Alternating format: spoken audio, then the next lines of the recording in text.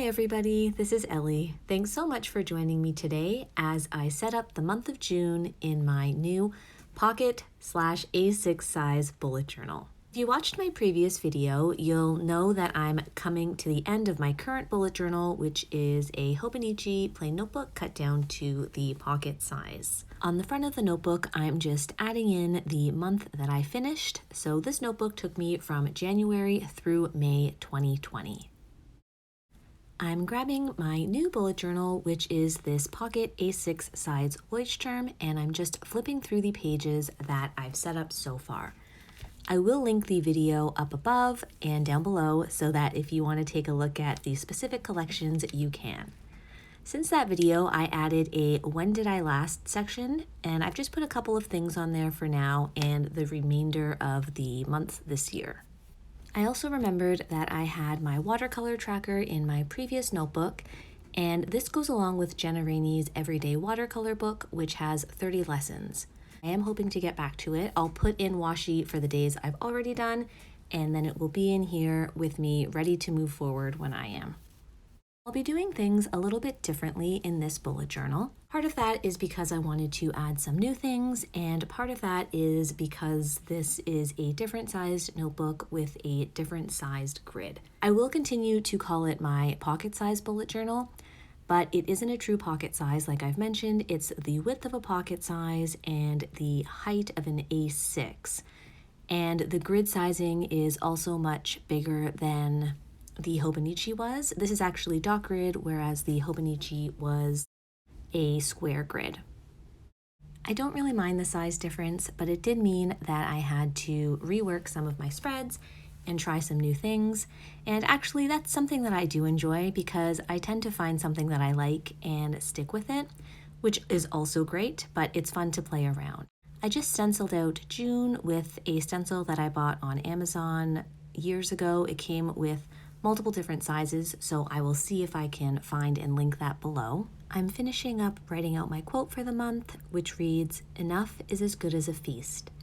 And I believe that's by Sir Thomas Malory, but I came across it because my brother opened it in a fortune cookie last month. This quote to me is a call to moderation and a reminder to appreciate the things that I have. I have been indulging in some retail therapy lately, and while I haven't been irresponsible, it's definitely something that I'm aware of and I want to be on top of. So this quote helps me kind of stay in that headspace.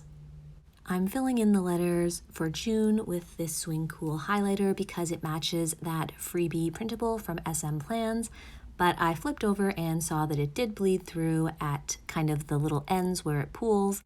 That's okay. This page, I've been fiddling with it a bit. It looked a little bit empty. I think maybe because there wasn't a tip in. So I added a sticker from a Michaels sticker book, my favorite one, the Homebody, and I just outlined the quote so it stuck out a little more, and I'm really happy with that.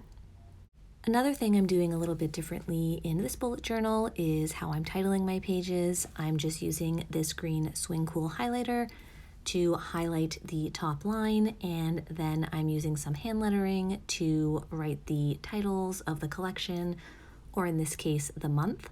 I flipped back to see which size I'd used, and I have used the 0.3. So I'm just going ahead and writing June on both of these pages. I've busted out my trusty Post-it. On the Tombow River paper, I used this so the highlighter ink didn't pool and then I would smear it.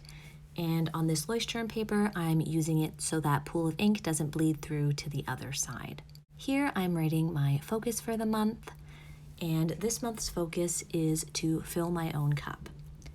I've been feeling a little bit depleted lately, and this is just a reminder to do some things that bring me joy or peace or happiness, any of those lovely things.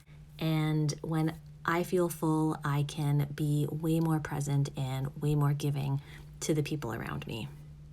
Because of the larger dot grid size, I can't fit the entire month on the right-hand page, so I pre-counted and started at the bottom of the left, and I think that should be fine. That's still more than enough space for my monthly tasks. This is also why I didn't tip in my smplans calendar between these two pages. I didn't want it to interrupt my monthly index.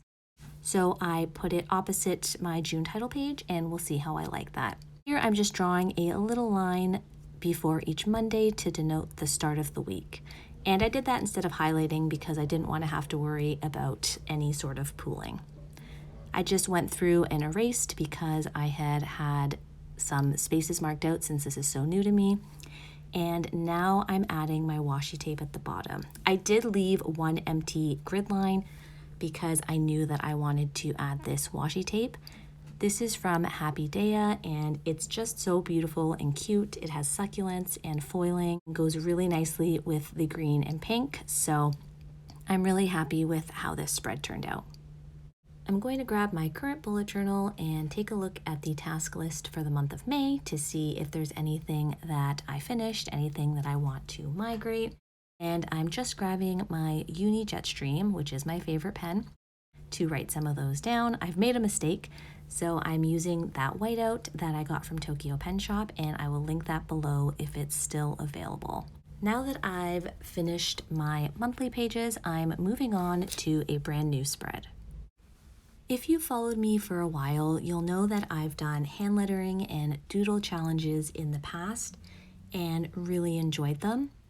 The way that I'm using my Hobonichi weeks right now actually involves quite a bit of hand lettering practice, so I am getting that skill in, but I haven't really had the opportunity to do much doodling lately, so I thought that was something that I could incorporate this month. When I thought about how I wanted to set this up, I knew it needed to be pretty simple and straightforward, otherwise it might not be something I ever turn to. And the biggest thing for me was where I would find ideas of what to doodle.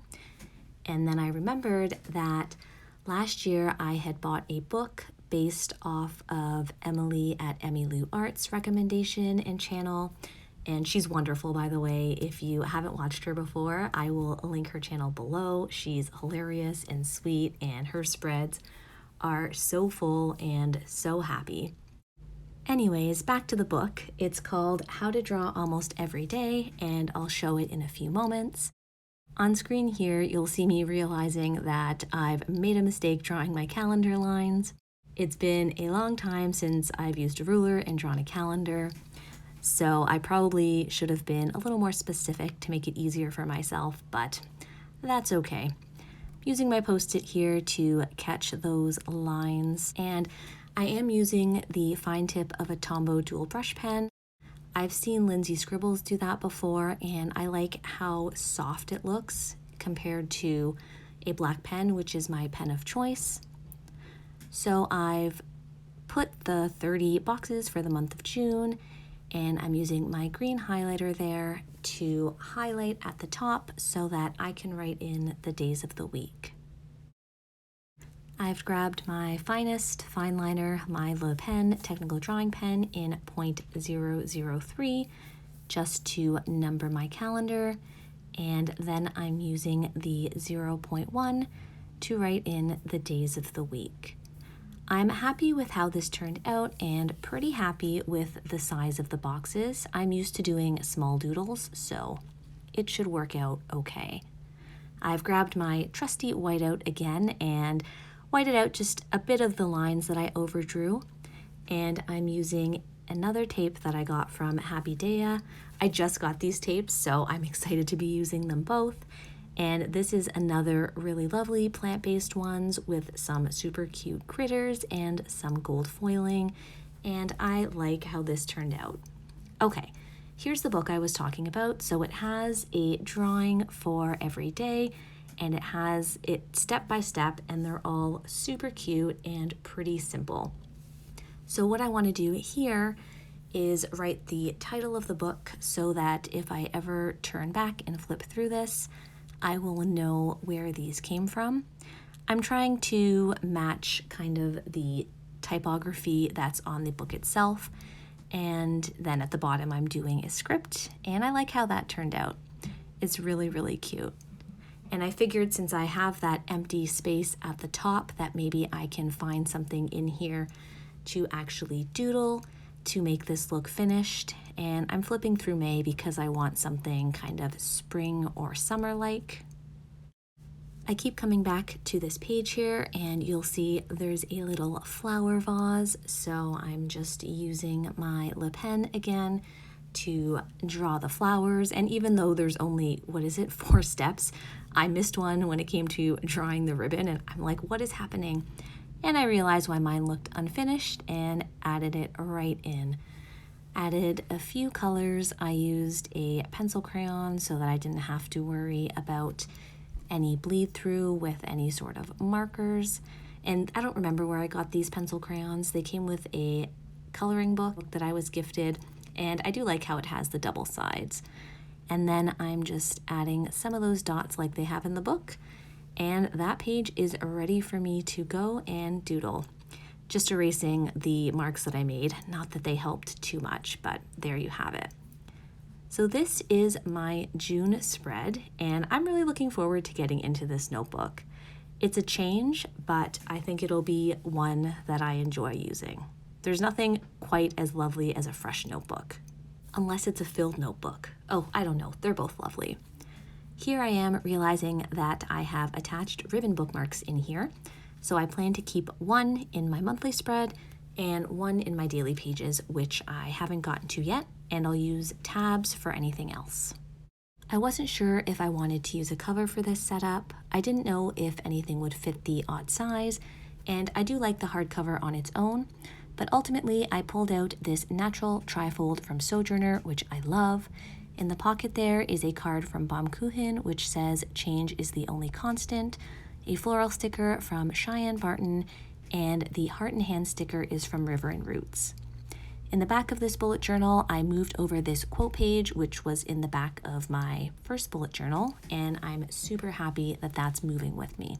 The thing that lets this notebook work in here is that these red elastics are so soft and stretchy, so that sits really nicely on that.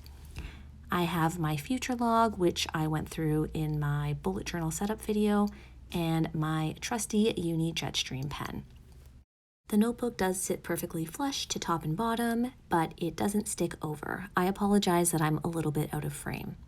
Because the elastic is so stretchy, that outside flap is a little bit lifted, so I'm trying it this way where I tuck the smaller flap on the inside and I wrap the elastic around and enjoy that too. I'll probably use it both ways. Both of them are lovely and feel so great in the hand. I'm really excited to use this new notebook in June and see how it works for me. Thank you so much for watching, and I'll see you next time.